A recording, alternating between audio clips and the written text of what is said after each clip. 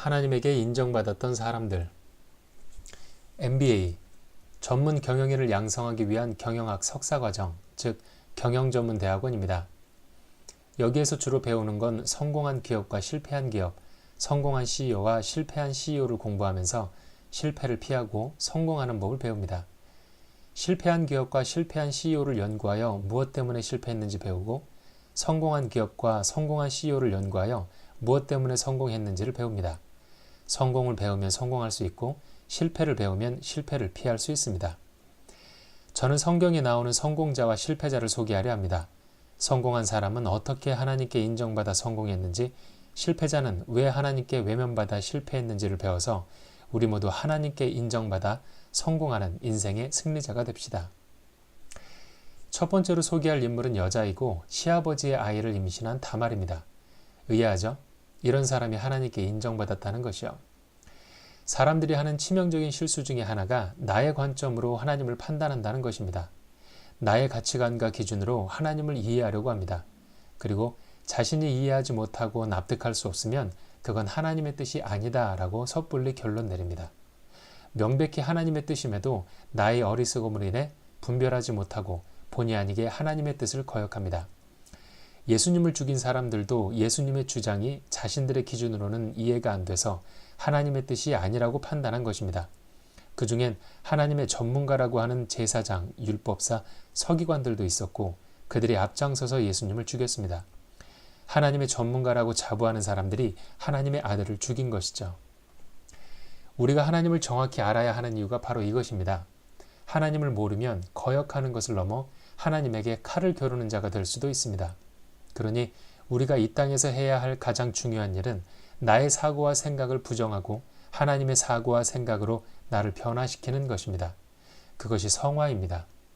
금욕 생활을 하며 성경만 붙들고 수도원에서 사는 것이 성화가 아니라 나를 하나님의 사고와 생각으로 일치시키는 것이 성화이고, 그렇게 변화되라고 하나님은 우리를 이 땅에 살게 하는 것입니다. 그리고 하나님과 나의 가치관이 100% 일치하는 상태가 됐을 때 그 사람은 천국에서 영원히 하나님과 함께 살게 될 자격이 있는 것입니다.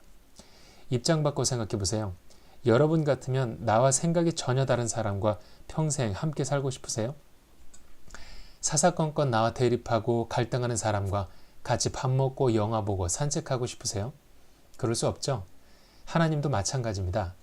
그래서 나의 생각과 사고, 관점, 가치관, 세계관 등 모든 것을 하나님과 일치하는 사람으로 바꾸고 변화되라는 겁니다. 그렇게 바뀌고 변화되면 천국에서 영원히 함께 살겠다는 것입니다. 그것이 하나님이 정의하신 구원의 조건입니다. 그리고 그 구원의 조건에 완벽히 일치되었던 분이 예수님입니다. 인류를 위해 십자가에서 대신 죽으라는 명령까지도 동의하고 죽으셨던 예수님. 하나님은 우리에게 예수님처럼 되라는 겁니다. 예수님처럼 하나님의 뜻에 완전히 동의하고 완벽히 순종하는 사람이 되라는 겁니다.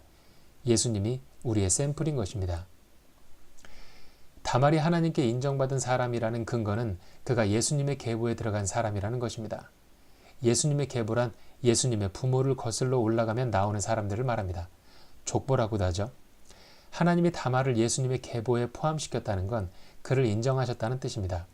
하나님이 싫어하는 인간이었다면 예수님의 계보에 넣지 않으셨겠죠. 그럼 시아버지의 아이를 임신한 다말의 어떤 점이 하나님께 인정받았는지 자세히 알아보겠습니다. 고대 이스라엘 시기에 유다라는 남자가 있었고 그에게는 아들 셋이 있었는데 첫째 아들의 아내가 다말이었습니다. 그런데 이 첫째 아들이 하나님 보기에 악하여 젊은 나이에 자식이 없는 상태로 죽게 됩니다. 그래서 고대 이스라엘 규범에 근거해 둘째 아들이 죽은 형의 아내, 즉 형수와 동침하여 자녀를 낳게 하고 동생으로서 형의 책임을 대신하게 합니다. 지금의 문화로는 이해가 안 되겠지만 고대 이스라엘의 규범은 그러했습니다. 그런데 이 둘째 아들 역시 악한 사람이었습니다. 형수와 잠자리는 하면서 임신을 하지 못하게 피임을 한 것이죠. 이유는 아버지의 재산을 나누고 싶지 않았기 때문입니다. 이게 무슨 말이냐면 3형제 중 1명이 죽고 2명이 남았으니 아버지의 재산을 2명이 나누어 가질 수 있는데 다말이 나로 인해 임신하여 아이를 낳았으면 그 아이는 나의 자녀가 아닌 죽은 형과 형수의 자녀가 되는 것입니다. 그래서 아버지의 재산 분할에 형수와 그 자녀들도 포함되어 나누니 3등분이 되는 것이죠. 그것이 고대 이스라엘의 규범입니다. 둘째 아들은 자신에게 올 재산이 줄어드는 게 싫었던 겁니다.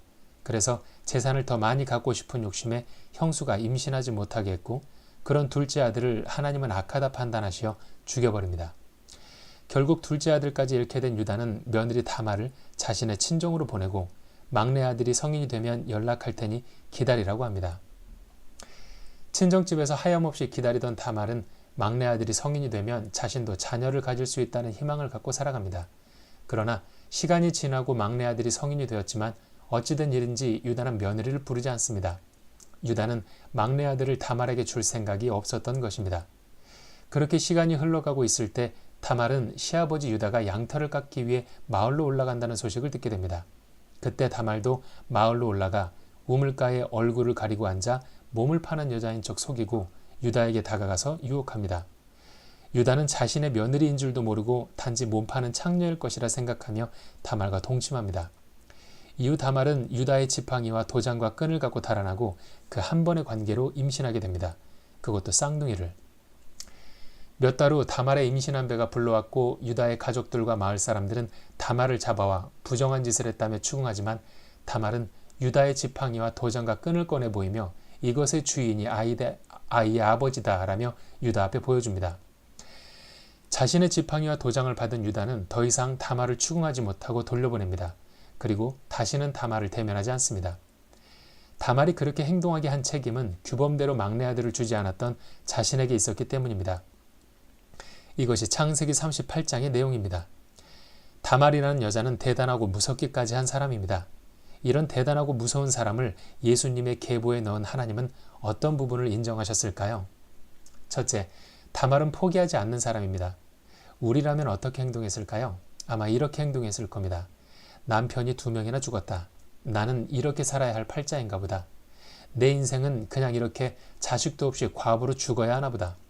이렇게 자포자기하며 운명을 받아들였을 겁니다. 그러나 다말은 그러지 않았습니다. 오히려 나는 내 인생을 이렇게 끝내지 않을 것이다. 자식도 없이 과부로 죽는 것을 나는 용납할 수 없다. 라며 자신이 만족할 수 없는 삶의 환경을 받아들이거나 용납하지 않았습니다. 둘째, 다말은 뻔뻔한 사람입니다. 사람들은 다말에게 손가락질했습니다. 남편을 2이나 잡아먹은 년이라며 혀를 찼습니다. 얼마나 재수가 없으면 남자가 2명이나 죽어나갔을까 라며 조롱했습니다. 그러나 다말은 아랑곳하지 않고 막내 아들을 요구했습니다. 그리고 막내 아들을 주지 않은 시아버지를 속이고 이용하여 임신했습니다. 다말은 이렇게 생각했을 것입니다. 2이 죽든 3이 죽든 막내 아들을 내놔라. 당신 아들들을 내가 죽였냐? 지들이 악한 짓 하다가 죽은 것을 왜 나한테 따지냐? 당장 막내 아들을 내놔라. 막내 아들 주기 싫으면 유다 너라도 책임을 져라. 참으로 당돌하고 뻔뻔한 사람입니다. 셋째, 다말은 적극적으로 행동했습니다.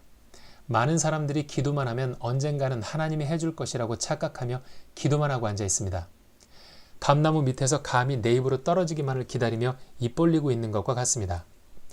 하나님은 우리가 무엇을 원하고 구하면 그 무엇을 우리에게 거저 주시는 분이 아니라 그것을 얻을 수 있는 힘과 능력을 주시는 분입니다. 다시 말해 기도하면 원하는 것을 주시지 않고 원하는 것을 얻을 수 있는 힘을 주시는 것입니다. 감을 원하면 감나무에 기어 올라갈 수 있도록 팔과 다리에 강한 힘과 근육을 주시지 감을 내 앞으로 갖다 주지 않는다는 것입니다. 돈을 원하면 돈을 주시는 게 아니라 돈을 벌 수 있는 힘과 능력을 주시는 것입니다. 다말은 기도만 하지 않고 전략을 세웠고 적극적으로 행동했습니다. 정리하면 하나님은 포기하지 않는 사람, 뻔뻔한 사람, 적극적으로 행동하는 사람, 이런 사람을 좋아합니다. 바꾸어 말하면 포기하는 사람, 소극적인 사람, 게으른 사람, 이런 사람을 하나님은 싫어합니다. 하나님이 좋아하는 행동을 하면 인정받고 싫어하는 행동을 하면 외면받습니다. 그리고 하나님이 인정하시면 축복받습니다. 아무쪼록 여러분도 포기하지 않는 적극적이고 뻔뻔한 사람이 되어 하나님이 좋아하는 사람이 되고 많은 축복을 받길 바랍니다.